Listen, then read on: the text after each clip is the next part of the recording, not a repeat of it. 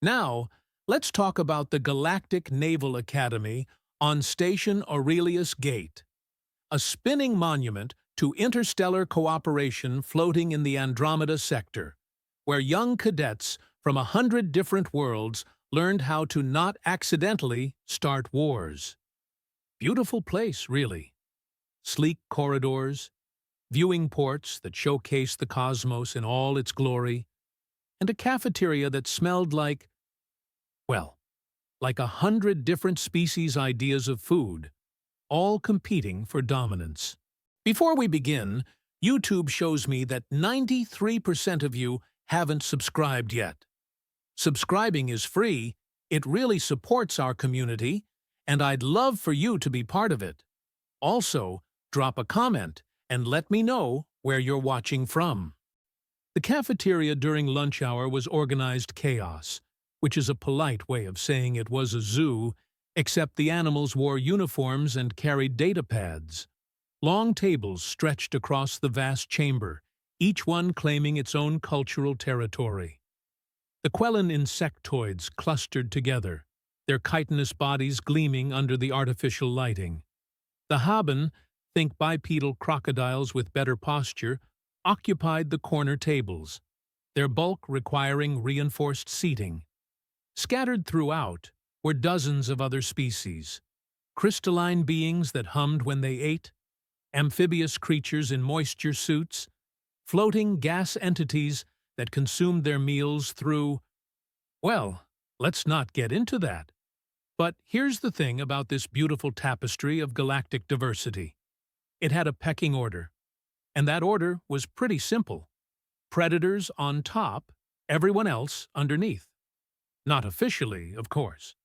The Academy's charter was full of beautiful words about equality and mutual respect and blah, blah, blah.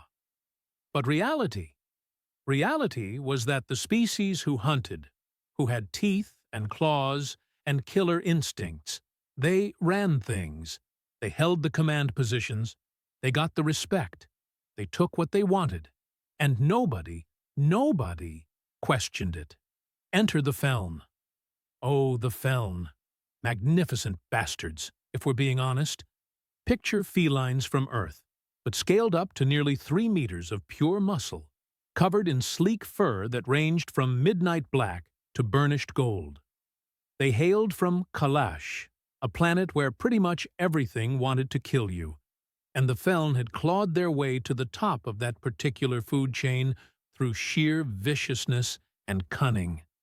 Retractable claws that could shred steel, teeth designed for tearing, eyes that saw in spectrums most species couldn't even comprehend. They were apex predators, and they knew it. 3 Feln cadets swaggered into the cafeteria that day, and yes, swaggered is the right word. They didn't walk. They announced themselves with every step. The lead cub was Gunta, broad-shouldered even by Feln standards, his golden fur marked with darker stripes that indicated high-caste lineage back on Kalash. Behind him came Shallow, quieter but somehow more menacing for it, all lean muscle and cold, calculating eyes. And bringing up the rear was Whisk, smaller, more nervous in her movements, but complicit all the same. They moved through the cafeteria like sharks through a school of fish. Other cadets parted around them instinctively, creating a wake of empty space. The Feln loved it. You could see it in the way Gunta's tail swished, the way Shallow's ears perked up, the way Whisk's whiskers twitched with barely suppressed excitement. "There," Gunta rumbled, his voice a bass purr that carried across 3 tables. He'd spotted a Quellan cadet sitting alone, mandibles working delicately at some kind of nutrient paste. The insectoid looked up, compound eyes widening as Gunta approached. What happened next was almost casual in its cruelty. Gunta simply reached down and took the Quellan's tray. Didn't ask, didn't threaten, just took it. The Quellan's antennae drooped, its whole body seeming to collapse inward, but it said nothing, made no protest, just sat there, staring at the empty space where its meal had been. "Thanks," Gunta said, voice dripping with false politeness. Behind him, Shallow made a sound that might have been a laugh. They moved on. Next target. An amphibious cadet in a moisture suit, its green skin visible through the transparent faceplate. This one had managed to get actual solid food, something resembling earth vegetables, ironically enough. Whisk was the one who took this tray, her movements quick and nervous, like she was waiting for someone to object. No one did. The amphibian's throat sac inflated and deflated rapidly, a sign of distress in its species. But it remained silent, submissive, accepting. This was just how things worked, you see. This was the natural order. Predators took, prey submitted, and the galaxy kept spinning. Gunta was eyeing a crystalline being's meal next, some kind of mineral supplement that glowed faintly blue. When the cafeteria doors slid open again, Raya walked in and nobody noticed. Why would they? She was human, and humans were, well, new. Recent additions to the galactic community, barely a decade since first contact, still figuring out where they fit in the grand scheme of things, still learning the rules. She looked unassuming, and that's putting it kindly. 5.5 feet of average human build, dark hair pulled back in a practical bun, wearing the standard instructor's uniform that somehow managed to look rumpled despite being made from wrinkle-resistant fabric. Mid-30s, maybe, with the kind of face that wouldn't stand out in a crowd. She moved with an easy, unhurried gait toward the food dispensers, scanning the options with the weary resignation of someone who'd long since given up on finding anything that tasted like home. The Feln cubs noticed her, of course. Predators notice everything, but they dismissed her just as quickly. Another prey species, another non-threat. Humans didn't have claws, didn't have fangs worth mentioning, didn't have natural weapons of any kind. They were soft, fragile things from some backwater planet called Earth. Harmless. Gunta turned his attention back to the crystalline being and plucked the glowing meal from its table with one massive paw. The being chimed in distress, a sound like wind, through crystal caves, but made no move to resist. Raya had gotten her meal by now, something vaguely resembling a sandwich, though what passed for bread in the galactic community was suspect at best, and was scanning for a seat. Her eyes tracked across the cafeteria, taking in the scene with the kind of casual awareness that comes from years of teaching rowdy cadets. She saw the theft. Of course she saw it. Her gaze lingered on Gunta and his crew for just a moment, watched as they claimed another victim. A small, furry creature whose species name was unpronounceable by human tongues, something that looked like a cross between a rabbit and a teddy bear, if teddy bears could weep. The creature had been eating what looked like a small cake, probably a treat it had been saving. Shallow took it without a word, popped the entire thing into his mouth, and swallowed. The small creature's eyes, huge, liquid, heartbreaking, filled with tears. And Raya set down her tray. The cafeteria was loud. Dozens of species, hundreds of cadets, all talking and eating and living. The ambient noise was a constant hum of activity, the soundtrack of institutional dining across the galaxy. So when Raya cleared her throat, it shouldn't have been audible. It shouldn't have carried. It was just one human woman making one small sound. But somehow, it cut through everything. Ahem. Quiet, controlled, deliberate, almost polite, really. The kind of sound someone makes when they want your attention but don't want to be rude about it. Just, ahem. Every predator species in the cafeteria stopped moving. Not slowed down. Not paused in what they were doing. Stopped. Completely and utterly froze, like someone had hit a universal pause button that only affected hunters. The two Haben security guards near the entrance went rigid, their massive forms suddenly still as statues, eyes wide and tracking toward the source of the sound.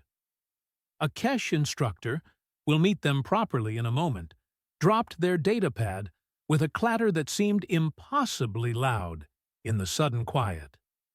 Three Snargan cadets, reptilian hunters from the Outer Rim, stopped mid-conversation, their forked tongues freezing in mid-flick. And the Feln cubs. Oh, the Feln cubs. Gunta had been reaching for another tray. Shallow had been surveying their next target, and Whisk had been standing watch. All three of them locked in place, muscles tensing, ears swiveling toward Raya with mechanical precision. The prey species in the cafeteria looked around in confusion. What had just happened? What had changed? It was just a throat clear, just a human making a small noise. Why had every predator in the room suddenly looked like they'd heard a gunshot? But the predators knew. Oh, they knew.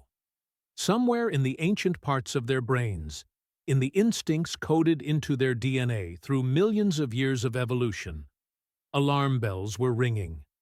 Warning sirens were blaring. Every sense they possessed was screaming one word: danger. Gunta was the first to recover, or at least the first to pretend he had. He turned slowly, deliberately, making his movements visible and controlled. Can't show weakness, can't show fear. He was Feln, apex predator, top of the food chain. Whatever this human thought she was doing, he'd put her in her place with a look.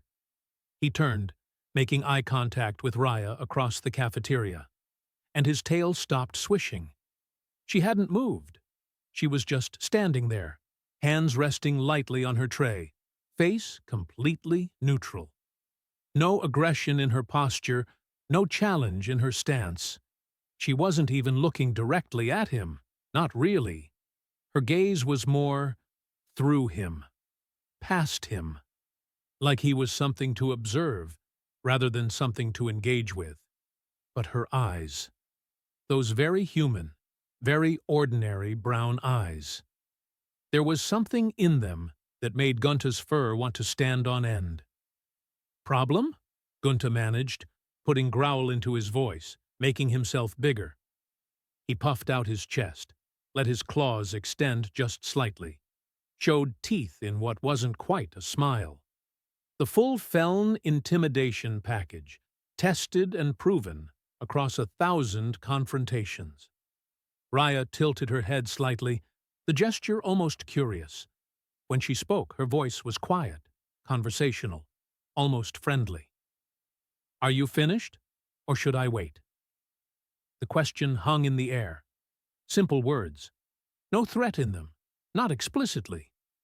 But the way she said them, the casual patience in her tone, it was the patience of something that had all the time in the world.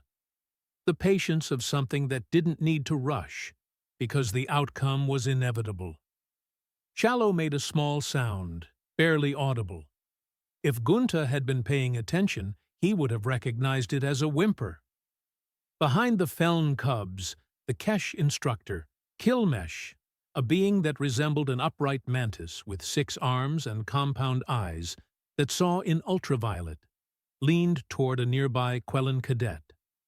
Their voice was a whisper, but in the unnatural quiet of the cafeteria, it carried. Do you know what humans are? Kilmesh asked, their translator rendering their clicking speech into galactic standard. The Quellan shook its head, antennae quivering. Deathworlders, Kilmesh said softly, from a planet called Earth. Category 12 environment, the highest danger classification.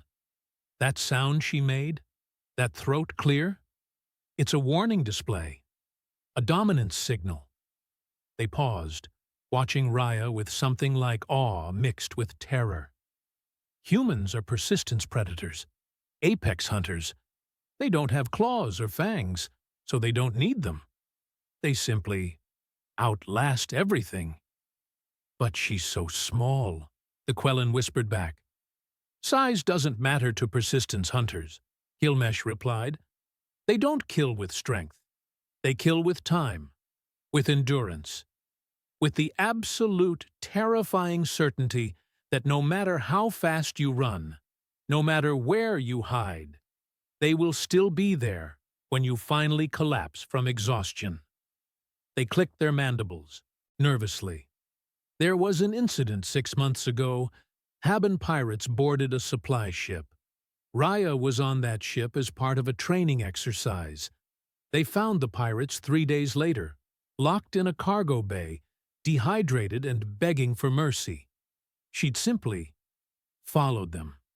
Never stopped, never slowed, just kept coming until they broke. The Quellan's eyes grew wider, if that was even possible. Back at the confrontation, because that's what it was now, make no mistake. Gunta was trying to maintain his dominance. His pride wouldn't let him back down, not in front of the entire cafeteria, not in front of prey species who needed to remember their place.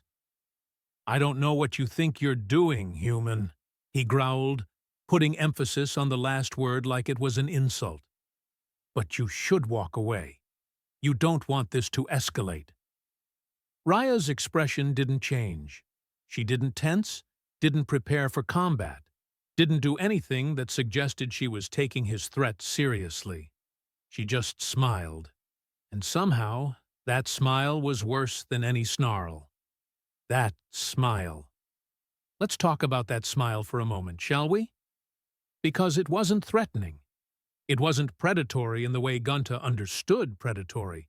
It was just pleasant. The kind of smile you'd give a colleague in the hallway.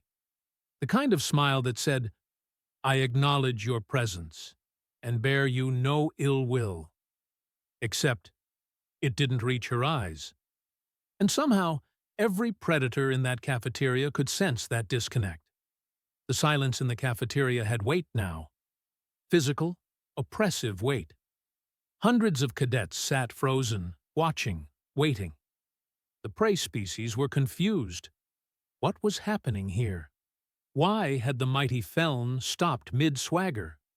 Why were the Haban guards still standing rigid by the entrance, their powerful tails motionless? And why, for the love of all that was holy, did that human smile make them want to hide under their tables? Whisk was the first of the Feln to break, because she was the youngest, the least experienced, the one whose instincts weren't quite as buried under layers of cultural pride. She took a step backward. Just one. A small shuffle of her hindpaws that she probably thought nobody noticed. Raya noticed.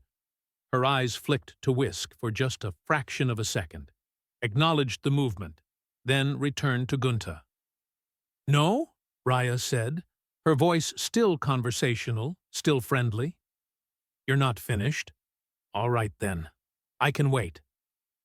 She picked up her tray, carried it to the nearest table, coincidentally the one where the small, furry creature was still sitting, tears streaming down its face, and set it down.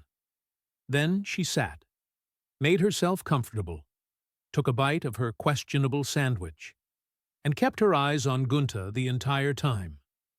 The Feln cub felt his stomach drop. This wasn't how confrontations worked. When you showed dominance, the other party either submitted or fought back. They didn't just sit down and watch you. They didn't make it clear that they had all day, all week, all month if necessary. Shallow, Gunta whispered, not taking his eyes off Raya. What do you know about humans? Shallow, who prided himself on tactical awareness, who studied every species in the academy to identify weaknesses, swallowed hard. Not enough, he admitted, his voice barely audible. They're new. Information is limited. But Gunta, I think we should— We're not backing down, Gunta hissed. We're Feln. She's nothing. Just another— Prey species? Raya called out, somehow having heard him despite the distance and his whisper. She took another bite of her sandwich, chewed thoughtfully. "Is that what you were going to say?" Gunther's ears flattened against his skull. How had she heard that? Kilmesh was still providing quiet commentary to the growing cluster of prey species cadets around them, their voice a mixture of academic interest and genuine fear. Human hearing isn't particularly exceptional by galactic standards, they explained, but their ability to process auditory information, to pick specific sounds out of noise, is remarkable. Evolutionary advantage from their hunting days, they could track prey by sound alone through dense forests. "But there are no forests here," a small, gelatinous cadet burbled. "Doesn't matter," Kilmesh clicked. "The adaptations remain. Humans evolved in an environment where everything was trying to kill them, so they developed redundancies. Multiple ways to track, multiple ways to hunt, multiple ways to survive." They gestured at Raya with one of their 6 arms. "She looks harmless, yes? Soft skin, no natural weapons, vulnerable to environmental extremes. But those perceived weaknesses made her species stronger. They had to become smarter, more adaptable, more relentless than anything else on their planet, just to survive." The gelatinous cadet quivered. "What kind of planet produces that?" "The kind," Kilmesh said quietly, "where the dominant species hunted megafauna to extinction using nothing but pointed sticks and the ability to keep going long after their prey collapsed from exhaustion." Back at the standoff, Gunther had made a decision. A stupid decision, but pride makes you do stupid things. He took a step toward Raya's table, puffing himself up to his full, impressive height. He was nearly 3 meters of apex predator, and she was a small human sitting at a lunch table. The optics alone should have established dominance. Should have. Raya set down her sandwich, stood up, and the entire cafeteria held its breath. She wasn't tall, wasn't particularly muscular, wasn't imposing in any traditional sense. But the way she stood, the way she held herself, it was the posture of something that had never, not once, considered itself prey. "Here's what's going to happen," Raya said, her voice still quiet, but carrying across the silent cafeteria with perfect clarity. "You're going to return every meal you took. You're going to apologize, genuinely apologize, to each cadet you stole from. And then you're going to think very carefully about whether you want to continue this conversation." Gunther laughed. He couldn't help it. The absurdity of this tiny human trying to give him orders triggered something in his brain that translated fear into aggression. "Or what?" he snarled, letting his full dentition show, claws extending to their full lethal length. "You'll fight me? You'll report me? Human? I am Feln. I am Category 9, Predator from a Category 6 world," Raya interrupted, and something in her tone made Gunther's laugh die in his throat. "I know what you are. Do you know what I am?" She took a step toward him. Just one step. Normal walking pace, nothing aggressive about it. Just a step. Every predator in the cafeteria tensed. The Haben guards' hands went to their sidearms without conscious thought.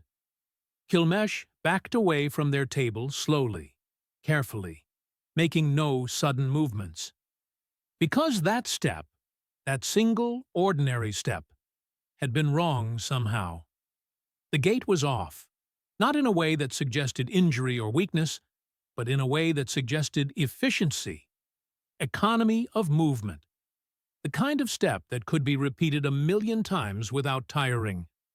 The kind of step that could follow you across continents, across years, until you finally stopped running. The persistence hunters walk. Gunther's instincts were screaming at him now. ancient prey responses that his species had supposedly evolved past millennia ago suddenly roaring back to life. "Run," they said. "Run now. Run far." He's predator, yes, but there's predator, and then there's predator. And this human was something his DNA remembered even if his conscious mind didn't. "I'm from Earth," Raya said conversationally, taking another step. "Category 12, Death World, the highest possible classification. Do you know why it's rated Category 12, Gunta?" He didn't answer. Couldn't answer. His throat had gone dry. "It's not the megafauna, though we had plenty. Bears that could decapitate you with a swipe, cats bigger than you that could crush your skull with their bite. It's not the environmental extremes, though we had those too. Temperatures that swung from 50 below to 50 above zero in the same location across seasons. It's not even the diseases, though Earth has viruses and bacteria that can kill you in ways that would make you beg for a clean death." Another step. Gunta stepped back without meaning to. "No," Raya continued, "Earth is Category 12, because humanity survived all of that, and became the dominant species anyway. We didn't have claws, so we made them. We didn't have fangs, so we sharpened sticks. We didn't have fur, so we stole it from animals who did. We didn't have speed, so we just kept going, and going, and going, until everything else on our planet either learned to avoid us or went extinct." She stopped, standing just outside what would be considered aggressive range, but the way she stood there, utterly relaxed, utterly confident, it made the distance feel irrelevant, like she could close it any time she wanted. "So, here's the thing about humans, Gunta," Raya said. And now her smile was gone, replaced with an expression of complete neutrality that was somehow worse. "We don't posture. We don't threaten. We don't have dominance displays like flashing claws or showing teeth, because those things never worked for us. We developed something else, something quieter, something that kept us alive on a planet where everything was bigger, faster, stronger than us." "What?" Gunta managed to croak out, hating how weak his voice sounded. "Patience," Raya said simply, "and the absolute certainty that we will outlast you." I cleared my throat, Gunta. "Do you know what that means in human communication?" He shook his head, not trusting his voice. "It means, I'm being polite, but my patience has limits." She tilted her head slightly. "It means, I'm giving you a chance to do the right thing before we have a problem. It means, I see you, I acknowledge what you're doing, and I'm offering you one opportunity to fix it."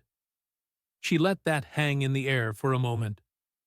It's the sound a human makes before they stop being polite.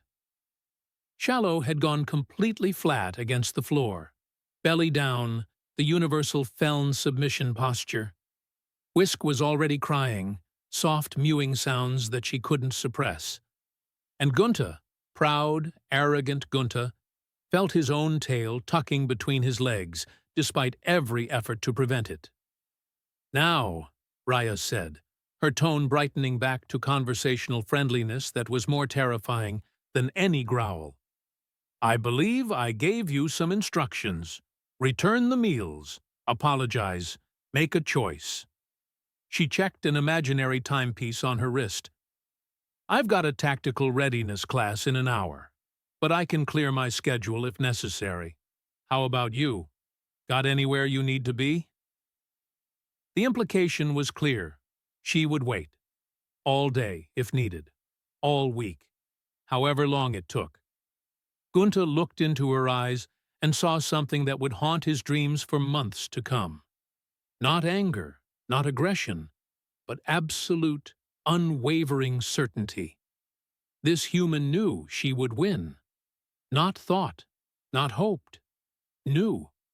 with the kind of bone-deep knowledge that came from a species that had climbed to the top of Earth's food chain through sheer, bloody-minded refusal to quit. And just like that, 10,000 years of Feln cultural supremacy shattered in Gunther's mind like glass. He started, his voice breaking. I'll return them. Raya's smile returned, warm and genuine. Excellent choice, she said brightly. I knew you were smart enough to figure it out. The cafeteria remained frozen as Gunther, Shallow, and Whisk began the most humiliating walk of their lives, back to their victims, stolen meals in hand, with every eye in the room watching their retreat.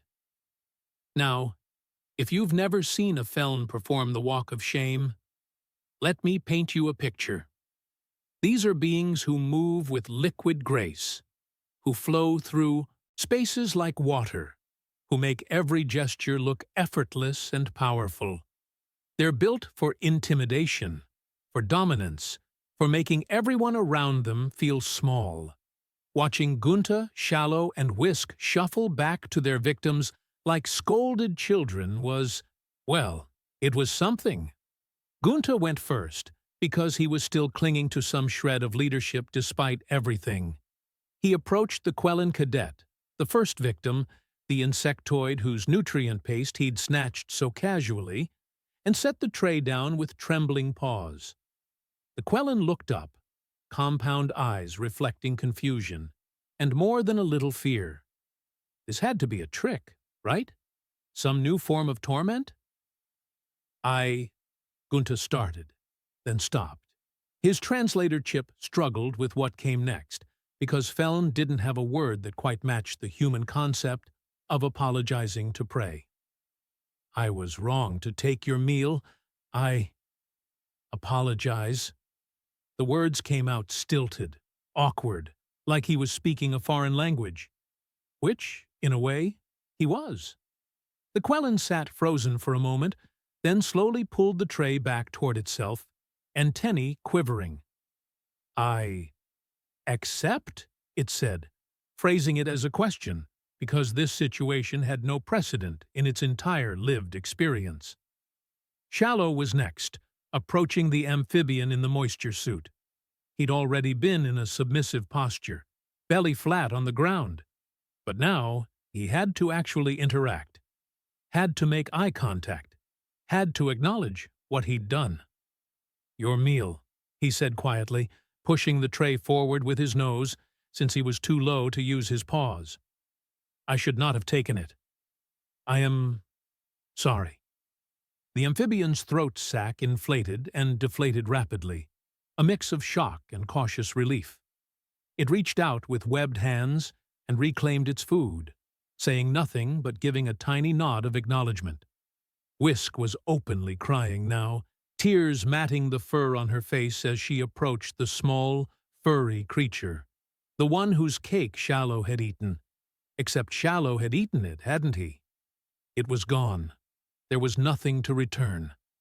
The small creature looked up at her with those impossibly large eyes, still wet with its own tears, and Whisk's heart broke in a way she didn't know was possible.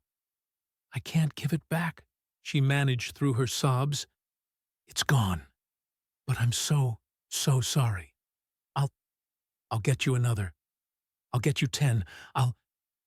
The creature reached up with one tiny paw and patted her much larger one.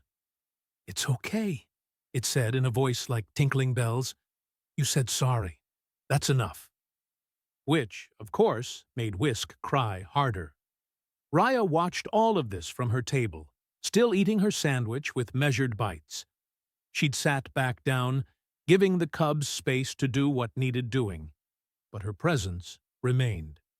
Everyone could feel it, that quiet, patient awareness that said she was still paying attention, still waiting to see if this was genuine or just theater. Gunther returned to stand before her, his two companions flanking him. All three of them looked diminished somehow, smaller than they had been 15 minutes ago. Funny how that worked. We've returned the meals, Gunther said, his voice barely above a whisper. "We've apologized. Are we? Are we done?" Raya finished chewing, swallowed, took a sip of whatever passed for water in the Academy's dispensers. She made him wait.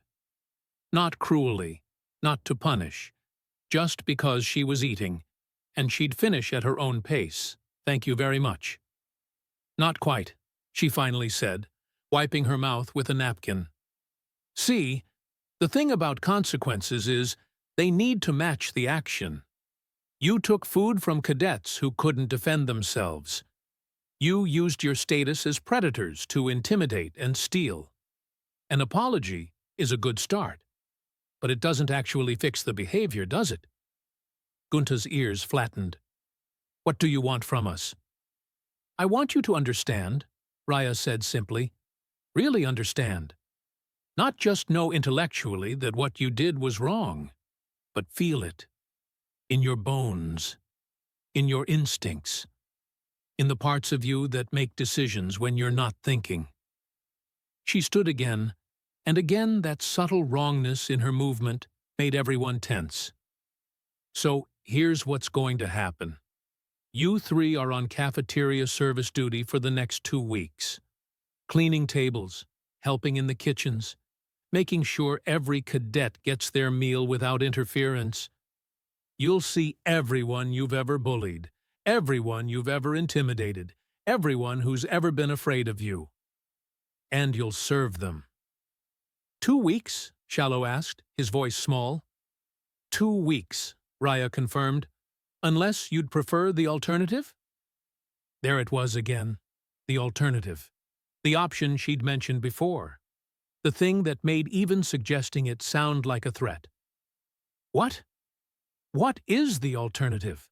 Whisk asked, though her tone suggested she really didn't want to know. Raya's smile returned. "I'm glad you asked. The alternative is an educational demonstration in the combat simulator. Just you three and me. I'll show you exactly what a human persistence hunter can do. No weapons, no tools, just basic hand-to-hand. I won't even hurt you. The simulator has safety protocols. But I will chase you for hours until you understand, on a primal level, what it feels like to be prey." The cafeteria had gone silent again. Even the prey species looked uncomfortable now, because there was something in Raya's tone that suggested this wouldn't be education. It would be trauma. The simulation would be set to an Earth environment, Raya continued, her voice taking on a lecturing quality, like she was teaching a class. "Let's say a savanna, open grassland, some scattered trees, water sources. You'd have a head start. Let's be generous and say 30 minutes.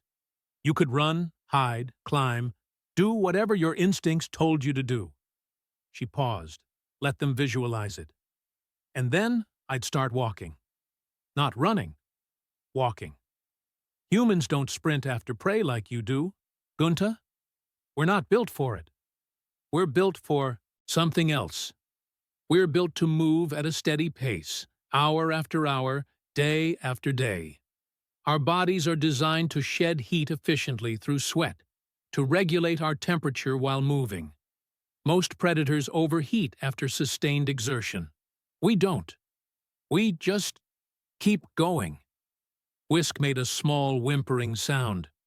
"You'd run, of course," Raya continued. "Fast. Faster than me. Feln are built for speed in short bursts. You'd put distance between us easily. You'd find a hiding spot, catch your breath, think you'd lost me." She leaned forward slightly.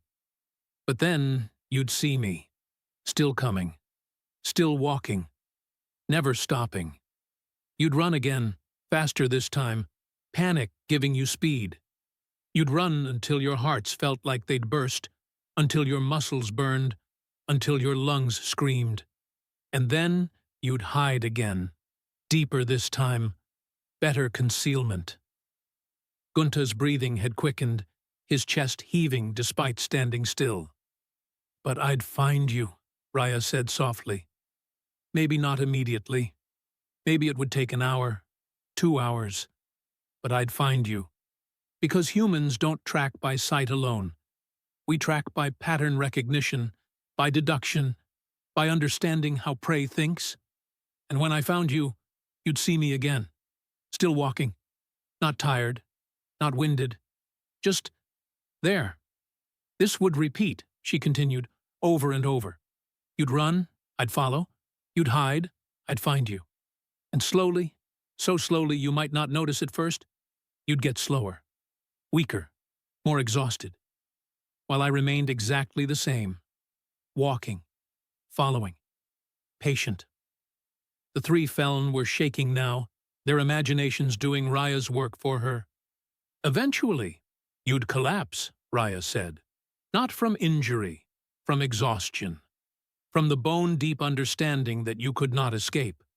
That no matter how fast you ran, how well you hid, how clever you thought you were, that human would still be there. Still coming. Always coming. Until your body gave out and your mind broke. She straightened up, her tone brightening. That's what my ancestors did to mammoths, to giant sloths, to every other megafauna species that made the mistake of thinking size and strength mattered more than endurance. We didn't fight them. We just followed them until they couldn't run anymore. Then we walked up and finished it. The silence in the cafeteria was absolute. Even the environmental system seemed to have gone quiet. So, Raya said cheerfully, 2 weeks of cafeteria duty, or a few hours in the simulator, learning what it feels like to be hunted by a species that never, ever stops. Your choice. Take your time. I've got nowhere to be. Gunta didn't even hesitate. Cafeteria duty. Cafeteria duty, Shallow echoed immediately. Please, cafeteria duty, Whisk added, her voice breaking. Raya nodded, satisfied. Excellent. You start tomorrow. Report to the kitchen supervisor at 0600. And understand this. If I hear about you bullying anyone, stealing from anyone, or using your status to intimidate anyone ever again, we're going straight to the simulator. No second chances. Are we clear? Yes, instructor, all three said in unison, using her title for the first time with actual respect. Good, Raya said. She picked up her tray, her mostly eaten sandwich.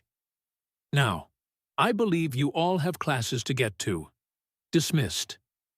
The Feln practically fled, moving faster than they had all day. Not in swagger or pride, but in pure, unfiltered relief at being allowed to leave. Raya watched them go, then turned her attention to the small, furry creature still sitting at her table. You okay? She asked gently. The creature nodded, wiping its eyes. Thank you, it said. No one's ever. I mean, they always just take things, and we're supposed to accept it, and… Not anymore, Raya said firmly. Not on my watch. You got that? The creature nodded again, more vigorously this time. Raya smiled. A real smile this time, warm and genuine, nothing terrifying about it, and ruffled the creature's fur affectionately. Good. Now eat your lunch before it gets cold. And tomorrow, if you want another cake, you let me know. I'll make sure you get one. As she walked toward the exit, depositing her tray in the return area, the cafeteria slowly came back to life. Conversations resumed, albeit in hushed tones. Cadets looked at each other with new expressions. The prey species with something like hope. The predator species with something like uncertainty. The galaxy's natural order had just been challenged by a 5.5-foot human with an unremarkable face and an extraordinary capacity for patient violence. And nothing would ever be quite the same again. 2 weeks passed like a fever dream through the Galactic Naval Academy. News of the cafeteria incident spread with the kind of velocity usually reserved for actual emergencies. By evening, every cadet knew. By the next morning, the instructors knew. By week's end, command staff 3 stations away had heard some version of the story, most of them wildly exaggerated, featuring Raya as anything from a mythical beast to an actual demon in human skin. The truth, as always, was both simpler and more complex. The Feln Cubs showed up for cafeteria duty at exactly 0600 the next day, looking like they hadn't slept. They probably hadn't. Nightmares about being chased through endless savannas tend to interfere with rest. The kitchen supervisor, a perpetually exhausted Quellen named Vess, took one look at them and assigned the worst jobs available: scrubbing waste recyclers, organizing cold storage, and, most humiliating of all, serving meals to the very cadets they'd terrorized. And something remarkable happened. The Cubs did the work. Actually did it. No complaints, no attitude, no attempts to shirk responsibility. Gunta scrubbed recyclers until his paws ached. Shallow organized storage with meticulous attention to detail. Whisk served meals with genuine politeness, even adding extra portions when cadets looked particularly hungry. More than that, they were good at it. Helpful. Almost apologetic in everything they did. The prey species noticed first. That Quellen, whose nutrient paste had been stolen, got an extra serving one day, delivered personally by Gunta with a quiet, "I noticed you like this flavor." The amphibian in the moisture suit? Found Shallow had adjusted the humidity settings in their section of the cafeteria without being asked. The small, furry creature? Discovered Whisk had somehow procured 3 different varieties of that cake she'd lost, presented with a handwritten note that just said, "I'm sorry." Again. The predator species noticed too, but their reactions were different. Confused, uncertain. If the mighty Feln could be brought low by a single human, what did that mean for the rest of them? The Haben guards started saying, "Please," and "Thank you." The Kesh instructors became more patient with struggling students. The Snargan cadets stopped their own low-level bullying almost overnight. The entire social structure of the academy shifted, tilted on its axis by one human woman and a cleared throat. Raya, for her part, went about her normal routine. Taught her tactical classes with the same dry humor and sharp insights she always had. Ate her questionable cafeteria sandwiches, graded assignments. Nothing in her demeanor suggested she'd fundamentally altered the power dynamics of an institution that had operated the same way for generations. Except now, when she walked into a room, every predator species straightened up a little, paid attention a little more closely, treated the prey species around them with a little more respect. Fear, it turned out, was an excellent teacher. But here's where the story gets interesting, because fear wasn't the lesson Raya actually wanted to teach.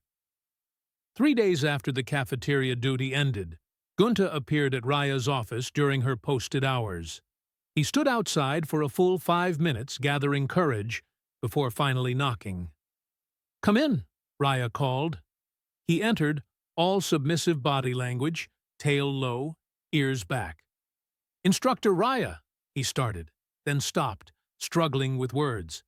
My friends and I were wondering if you would consider, that is, would you be willing to—" "Spit it out, Gunta," Raya said, not unkindly. "Would you train us?" he blurted.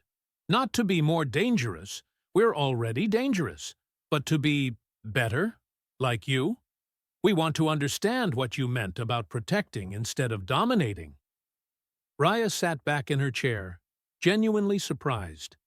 This was not the request she'd expected. "Why?" "Because," Gunta said slowly, working through thoughts he was clearly having for the first time, "I was the most powerful person in that cafeteria. Everyone was afraid of me, and I was miserable.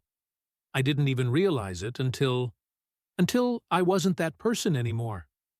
These past 2 weeks, helping instead of taking, I felt, he struggled for the word, useful, like I mattered for something other than being scary. Raya studied him for a long moment, seeing something she recognized, a younger version of herself, learning the difference between strength and cruelty. I was bullied, she said quietly, when I was a cadet. Different species, different academy, but the same dynamic. Someone bigger and stronger taking what they wanted because they could. Gunta's ears perked up slightly. What did you do? I learned, Raya said. Learned that real strength isn't about dominating others. It's about protecting them. Learned that being an apex predator means you have a responsibility, not just an advantage. She paused.